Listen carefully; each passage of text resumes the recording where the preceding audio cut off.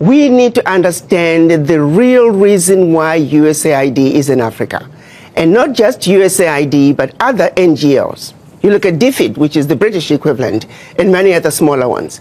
Their sole purpose was to act as if they're coming to rescue Africa. They're coming to fill in the gaps in government services, gaps in education, gaps in healthcare, gaps in humanitarian services. They're coming in the guise of addressing issues to do with human rights, issues to do with environmental protection and social justice. They are coming in claiming that they are introducing grassroots initiatives that are going to help the people. And so they use that as a way to go into the most remote parts of Africa. They're talking about government advocacy. When you look at it on paper, it all looks really good. But they're actually wolf in sheep's clothing. They are using that open access sounding humanitarian to constantly destabilize governments.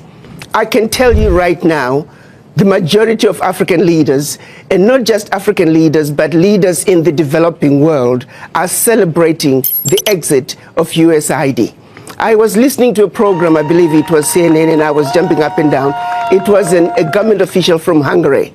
He was echoing the same sentiments. He said they are happy USAID is leaving Hungary because they are always supporting opposition. Their form of government advocacy is supporting whoever can keep the government in a turmoil. Major meddling agenda. The majority of some of the workers, now the average USAID worker may not realize it, but quite a few of them are also operatives who are underground, and their major agenda is to destabilize governments, destabilize countries. If you think about it, their sole purpose, for example, filling in the gaps in healthcare and education, where is the change?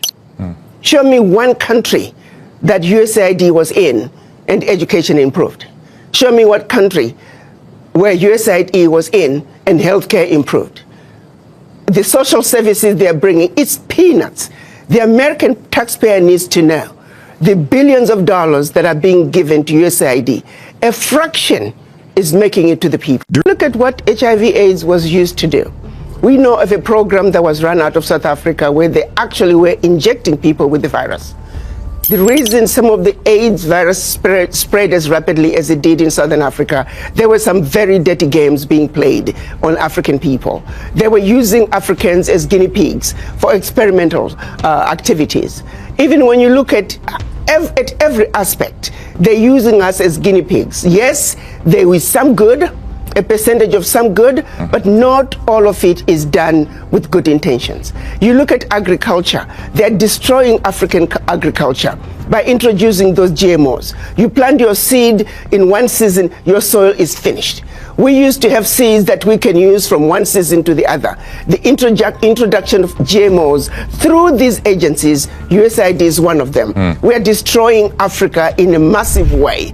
A little good is coming out, but by and large, the end result, they mean no good. They can turn around and give us an inventory and say, as long as you have been in Africa and also other parts of the world, show us your success rate. You claim you are helping governments with education and healthcare. Show us your success rate.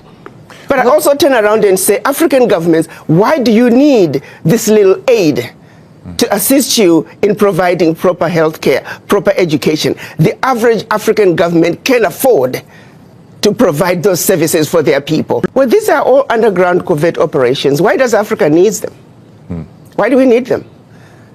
Africa has been the provider. If you look at Europe, Europe cannot survive without Africa. One situation that people don't realize, post-World War, when the US came up with the Marshall Plan, what they don't tell you is that the contribution through exploitation of African minerals was actually the biggest funder of the European Recovery Plan, ERP, aka the Marshall Plan. US contributed $13 billion, which is now present day $175 billion, which, by the way, the American taxpayer must be paid back. Nobody's asking for that money back. But what they don't tell you is that Africa, through exploitation of its resources by the Europeans, was actually a much, much bigger contribution to the European recovery post-World War II. Nobody talks about that. Why does such a continent that did so much to help Europe recover continue to be so poor? Let's be realistic here. Let's not talk about peanuts. Africa does not need the aid. What we need is for those who are exploiting Africa to stop. Africa has everything it needs. If Africa could have contributed as much as it did to the recovery of Europe post-World War II, why wasn't Africa equally developed? I think this is a wake-up call for the African leaders. To the same extent that President Trump is saying USA first, African leaders must also say Africa first. This is a wake-up call to the African leaders to take inventory of what is really happening in their countries. Do they really need the peanuts that are coming in as aid? What is really going out? If I may use the example of what happened in Niger when the government decided they were going to take over the mining of their uranium.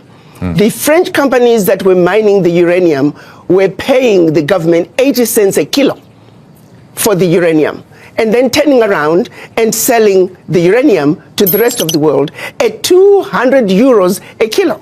So that one move from the Nigerian government to say we are now going to take ownership of our own uranium, they went from realizing about $1 billion in uranium resources to over 300 billion a year. Do you realize what I'm talking about? No amount of NGO could bring that kind of money. And this is only one mineral. Now imagine the country taking inventory of all their minerals and benefiting from their natural resources like the rest of the countries in the Western world. That is what African leaders need to look at. We need to look at what's happening in Burkina Faso, Niger, and Mali. President Traore is standing up. He is saying the natural resources in Burkina Faso, they belong to the people of Burkina Faso. Niger is doing the same thing. Mali is doing the same thing. Every leader must look at what's happening in the Sahel nations to say, like anybody else, you must take care of your people. You have your natural resources. You have everything you need to take care of your people. Why do you continue to be beggars? Look at what is being brought in by not only USAID, but all the NGOs in your country. It's peanuts. It's a joke that the African leaders should continue to be beggars of peanuts when you are looking and allowing billions to get out of your country year in and year out, if not trillions, in natural resources that your people should be benefiting from. It is a wake-up call for African leaders to wake up and say, President Trump is saying, US first, America first. You too must say, your country first, because you have everything it takes. It is a joke. It is embarrassing to see I have not seen any African leader cry over USAID living. I can tell you for a fact, the average African leader privately is celebrating the exit of USAID because they know what is really going on. So thank you very much for watching. Very important, very informative piece by Dr. Arikana, which I have always been talking about. These Western NGOs are not what they seem. And I just want to say this one thing, because I will not say much. I don't want to override what she has said. She made some very powerful points. But a lot of these NGOs are wolves in sheep's clothing, and they are using our own people to carry out their agenda. They come in as though they care, but really and truly, they don't. They are not our friends. And what I have noticed in the Caribbean, these NGOs are using a lot of our local churches. And there are a lot of pastors and churches and conference of churches. I want to say shame on you, because a lot of you know what is going on. But I don't know what. If it's money, I don't know what is involved. But you choose not to say anything. A lot of these churches, especially the Anglican Church and the Catholic Church, has a big role to play what is going on in the Caribbean when it comes to these NGOs hiding behind the mask of humanity. Well, guys, that's it for me. Let me know what are your thoughts in the comment section below. Take care for now. Until God bless you.